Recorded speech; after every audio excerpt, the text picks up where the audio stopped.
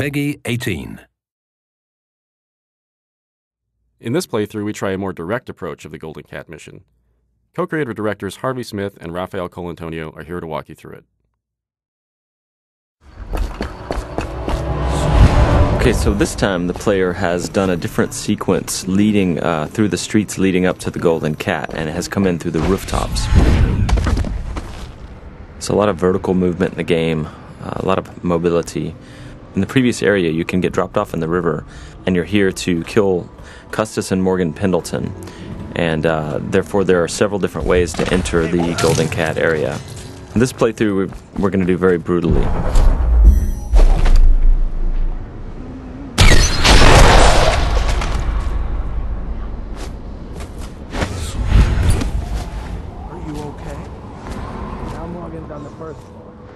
Need to get the men in position. The Ivory Room. All I can tell you is it's very heavily soundproofed.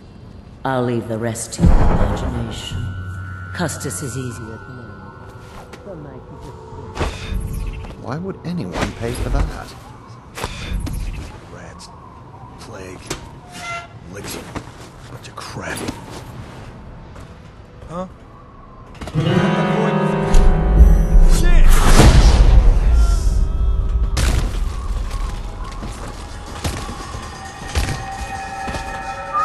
This is a drop attack.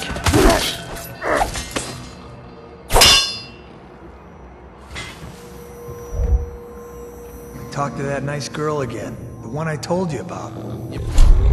But you're at the Golden Cat, right? Yeah.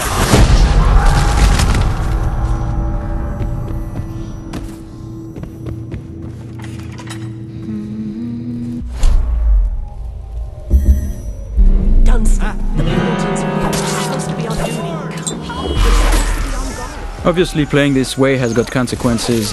Some of them is that we track the number of death and innocents that the player kill, and this derives the ending, but also derives some of the little story beats all along the game. And besides, playing this way is actually very consuming in terms of resource.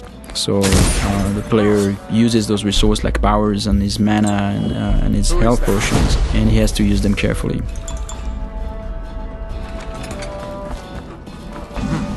Might be worth checking out.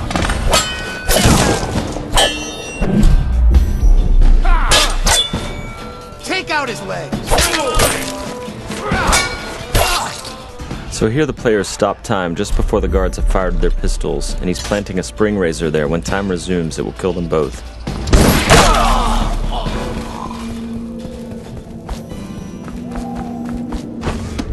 Find me out!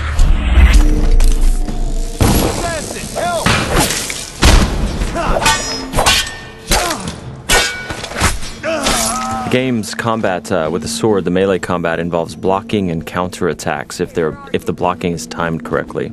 I hear you.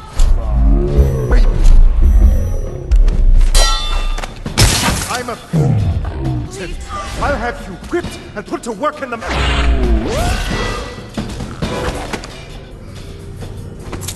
So both targets have been assassinated.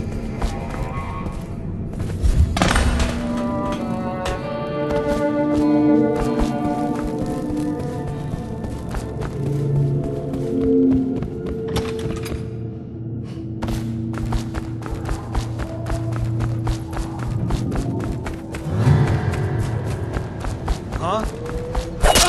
Someone help me out! Someone get over here! Help! Someone...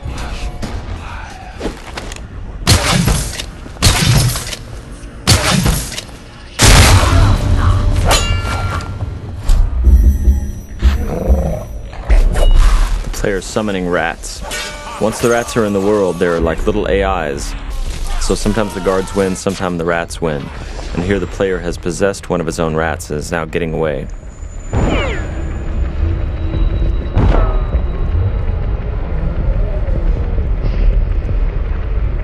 And that's the end of the violent, messy playthrough of the Golden Cat.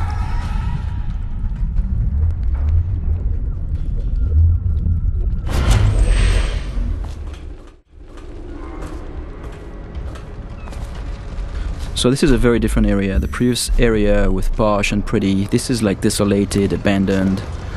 This is actually the area where there are weepers. It's called the flooded district. And there are those tall boys here that are preventing the weepers. The weepers are the plague-infected people. Those tall boys, their jobs is to prevent them from accessing the rich area. So they will shoot at the weepers and they will shoot at anything that tries to get through, including the player.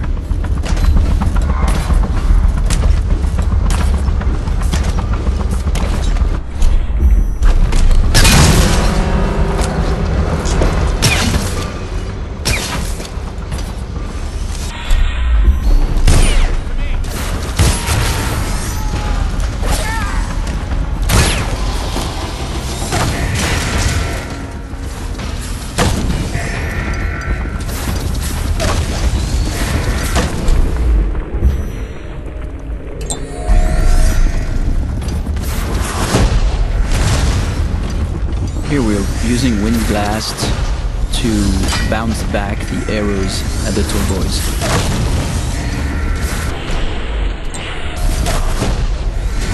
Using Wind Blast to knock the tall boys' phosphorescent arrows back at them is another combination of game mechanics that we did not plan for, but players found it quite fun. So we made some small changes to help support it.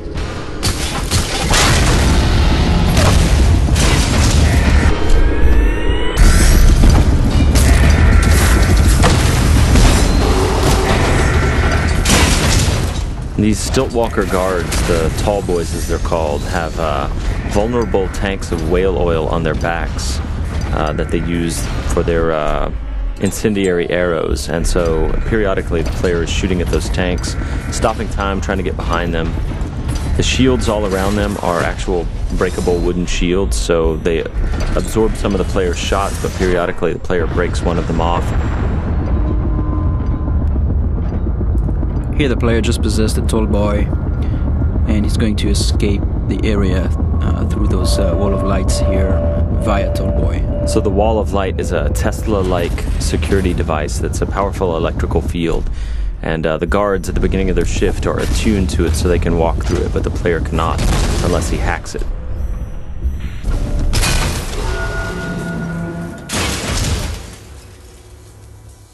Thank you for watching. For an alternate approach, check out youtube.com/Dishonored or Dishonored.com.